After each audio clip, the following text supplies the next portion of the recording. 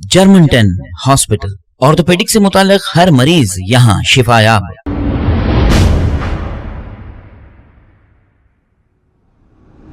अस्सलाम वालेकुम नाजरीन, मैं हूं मोहम्मद अब्दुल हकीम। आइए देखते हैं आज का ये खबरनामा। MBT spokesperson Amjadullah Khan Khalid ने यूपी के इलेक्शंस के बारे में तमाम तफसीलात बताई और ये कहा कि समाजवादी के कई कैंडिडेट 1000-2500 वोटों से हारे हैं। अब ये हारने की वजह इन्होंने ये कहा कि AIMIM के कैंडिडेटों की वजह से ये हारे हैं, क्योंकि AIMIM के कैंडिडेट 5000, 2000 और 3000 वोट लिए हैं।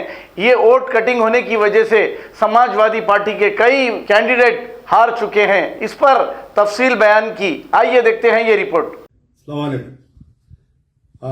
जैसा कि आप लोग जानते हैं कि मैं जो है कल वादा किया था कि उत्तर प्रदेश इलेक्शन के ऊपर जो उत्तर प्रदेश के साथ में 4 रियासतों में इलेक्शन हुआ, तो कल मैं तबसरा किया था और कुछ काम बच गया था उसमें, तो आज आने का वादा किया था। और उसी तरीके से सुबह से बहुत गड़बड़ थी, आज जुमा था, फिर प्रजा दरबार में भी कई लोग थे तो आपके सामने नहीं आ सका, इतनी रात देर गए, आपके दरमियान में आना पड़ रहा है। तो पहले तो जो तमाम 5 रियासतों में इलेक्शन किए गए, मेरे तबसरे पर जो है बहुत हंगामा हुआ।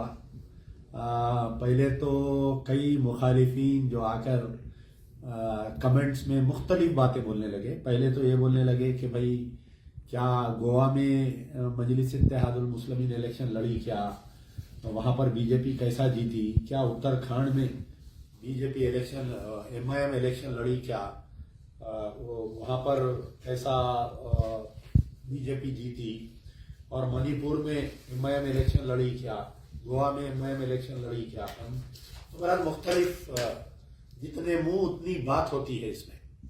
तो उन तमाम सियासी नालायक लोगों के लिए मैं ये कहूँगा कि जब दावत होती, जब बिरयानी पकाते हैं तो बड़े देर में बिरयानी पकाते हैं।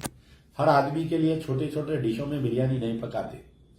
तो दावत में अगर फर्ज करिए 1000 आदमी आ रहे हैं, आप बिरयानी पकाए, ऐन वक्त में दावत से पहले अगर उस बिरयानी की देग में ले जाकर कुछ गिलाजत डाल लिए, तो आप बताइए क्या पूरी बिरयानी खराब होती या नहीं होती। तो उत्तर प्रदेश के इलेक्शन के साथ में जो इलेक्शन हो रहे थे, उत्तर प्रदेश के इलेक्शन में मजलिस की मौजूदगी की वजह से, असदुद्दीन ओवैसी की तकारीर की वजह से, वोट पोलराइजेशन होने से इसका असर जो है दूसरे रियासत के 4 रियासतों में भी इसका असर पड़ा। तो मैं समझता हूं कि वो जो सियासी नालायक लोग हैं जो ये सवाल कर रहे हैं, तो उनके लिए जवाब है।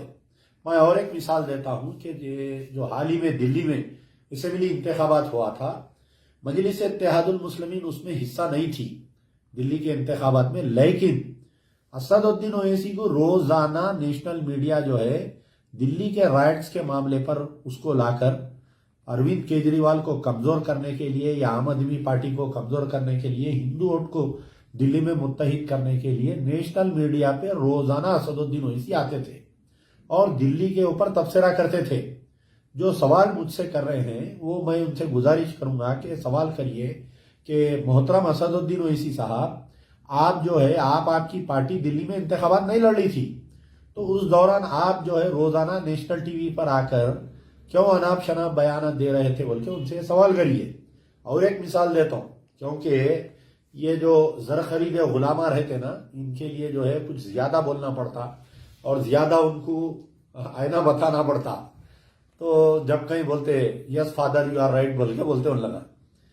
तो अब उनके लिए ये है कि गोशा महल असेंबली कॉन्स्टिट्यूंसी में AIMIM का कैंडिडेट नहीं था वहां पर, लेकिन असदुद्दीन ओवैसी जाकर जो है वहां पर जलसा किए, 2 जलसे करे, एक कुछ मिलादुल नबी के नाम से करे, एक और एक नाम से करे। सारे रिपोर्ट ये बोल रहे थे कि प्रेम सिंह राठौड़ TRS का कैंडिडेट वहां पर इलेक्शन जीतने वाला है, लेकिन राजा सिंह हारने वाला है। अब पता नहीं वहां क्या था, कौन से हिंदू वोट को पोलराइजेशन करने के लिए असदुद्दीन ओवैसी अपना कैंडिडेट नहीं रहने के बावजूद गोशा महल में जाके वहां पर इंतखाबात करे, इंतखाबात करके जो है वहां पर राजा सिंह के बीजेपी के खिलाफ में कुछ जहर अफसानी करे, जिससे हारने वाला राजा सिंह जो है इलेक्शन जीत गया। तो अब ये हो गया कि उन मुनाफिकों के लिए, उन जर खरीदे गुलामों के लिए, वो गुम्बद के कबूतरों के लिए, तो ये तमाम के लिए हो गया कि असदुद्दीन ओवैसी या मजलिस दूसरे रियासतों में इलेक्शन नहीं लड़ी, लेकिन वहां पर बीजेपी कैसा जीती। तो ये मैं बोल दिया, ये हो गया। अब दूसरी चीज ये है कि कल मैं दौराने गुफ्तगू जो पूरा पोस्टमार्टम कर रहा था, उसमें एक बात ये कहा कि जहूराबाद की एक कॉन्स्टिट्यूंसी थी उत्तर प्रदेश की, जहां पर ओम प्रकाश राजभर जो सुहेलदेव भारतीय जनता पार्टी के, यानी जो बीजेपी से मिनिस्टर इस्तीफा देकर आके जो है अखिलेश यादव की जो अगाड़ी में मिले थे, वहां से इलेक्शन लड़े और वहां से वो इलेक्शन जीते। 1,14,151 वोट लिए और वहां की बीजेपी जो है 68,920 वोट लिए, 68,920। वहां पर के मजलिस इत्तेहादुल मुस्लिमीन के उम्मीदवार शौकत अली 1524 वोट लिए। तो जो अखबारात में आया, उम्मीद.com बोल के जो है अखबारात में, मुख्तलिफ अखबारात में ये आ रहा था कि ये शौकत अली जो है वो मजलिस इत्तेहादुल मुस्लिमीन के उत्तर प्रदेश के सदर है।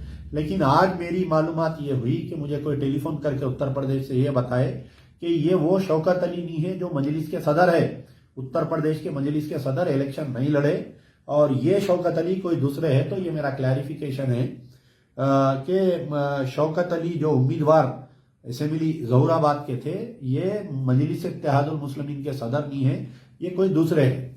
तो ये भी क्लैरिफिकेशन हो गया। अब उसके बाद में मैं जो कल थोड़े कॉन्स्टिट्यूंसीज के बारे में बोला था, जहां पर मजलिस इत्तेहादुल मुस्लिमीन कितने वोट लिए और कितने वोट से बीजेपी इलेक्शन जीती, तो इलेक्शन कमीशन की वेबसाइट से बोल रहा हूं मैं, ये कोई मेरे अपने घर में टाइपिंग में कर लिया सो नहीं है। कल मैं देवबंद के बारे में आप लोगों को बोला कि देवबंद में जो है समाजवादी पार्टी का कैंडिडेट 86,511 वोट्स लिया और भारतीय जनता पार्टी का ब्रिजेश कैंडिडेट जो है 93,478।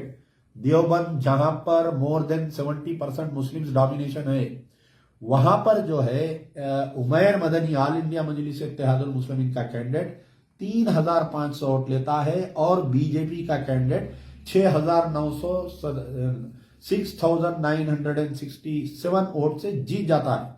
अब आप देखिए यहां पर मार्जिन, यानी 3,500 वोट एमआईएम का कैंडिडेट लेता है और बीजेपी का कैंडिडेट देवबंद जीतता है 6,967।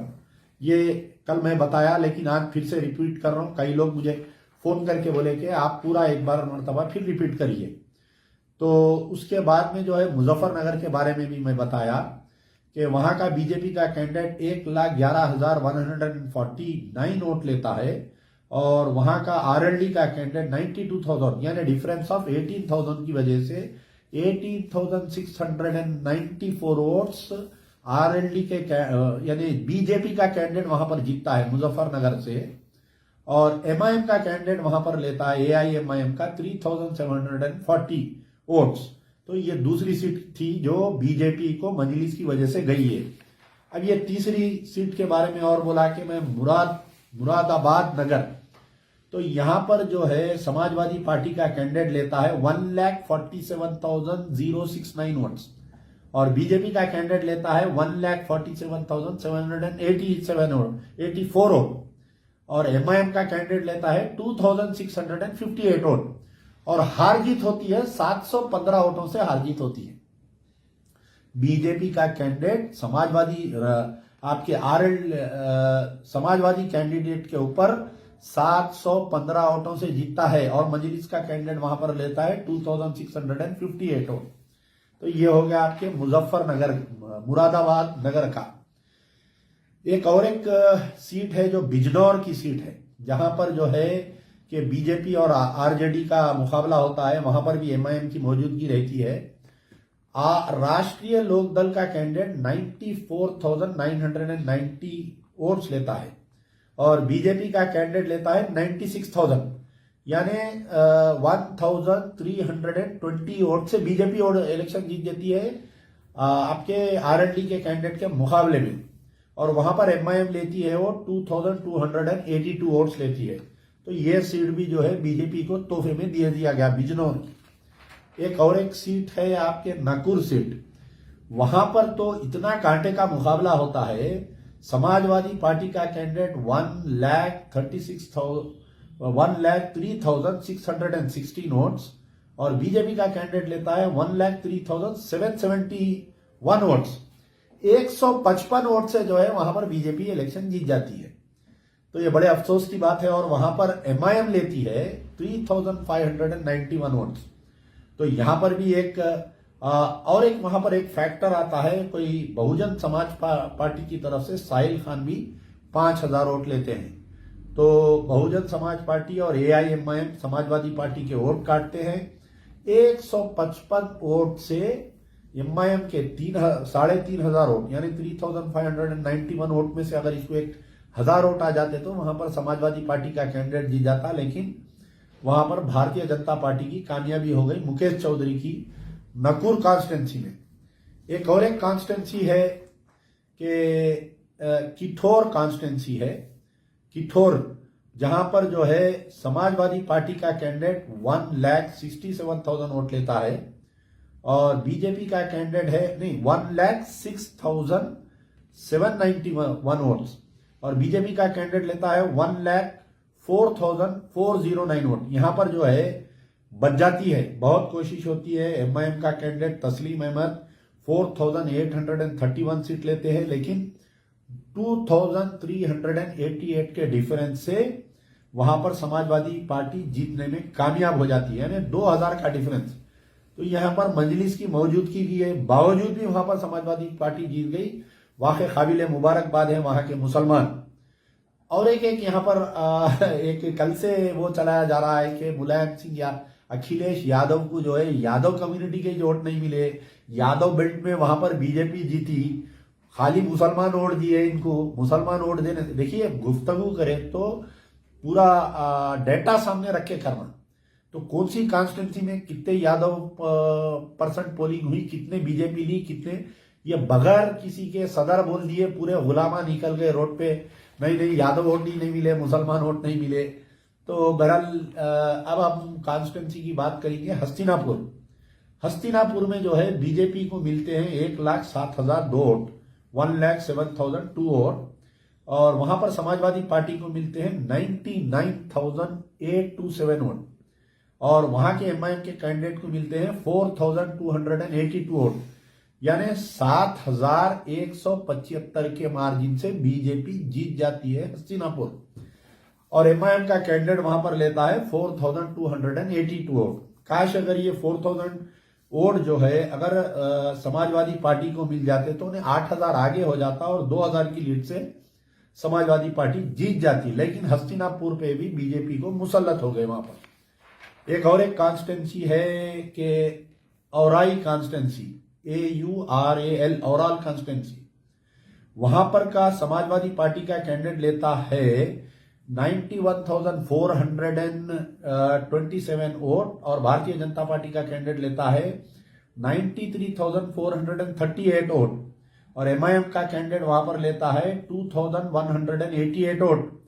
अब आप देखिए यहां पर कैसा कांटे का मुकाबला हुआ। भारतीय जनता पार्टी और समाजवादी पार्टी में 2011 से वोटों से यानी 2011 वोट से बीजेपी जीत जाती है और एमआईएम का कैंडिडेट ले रहा है 2001। जर्मनटन हॉस्पिटल, ऑर्थोपेडिक से मुताल्लिक हर मरीज यहाँ शिफायाब। बैनुल-अक़वामी शोहरत याफ्ता और इनाम याफ्ता doctor Mir Jawad Zar Khan, senior orthopaedic surgeon, advance operation theatre, ICU, digital x-ray, laboratory, physiotherapy, pharmacy, sharing और प्राइवेट रूम्स, लेडी डॉक्टर्स और डॉक्टर अर्जुमन सुल्ताना गायनेकोलॉजिस्ट की खिदमात हासिल। वाजिबी फीस और मुकम्मल सहूलियात से हजारों मुतमईन। एम्बुलेंस से आरास्ता Germanton orthopaedic hospital, pillar number 150, Attapur, Hyderabad. खबर है शहर की, खबर है गाँव की, खबर है सारी दुनिया की। 7H न्यूज पसंद आए तो लाइक कीजिए, शेयर कीजिए और सब्सक्राइब करना ना भूले। 7H news.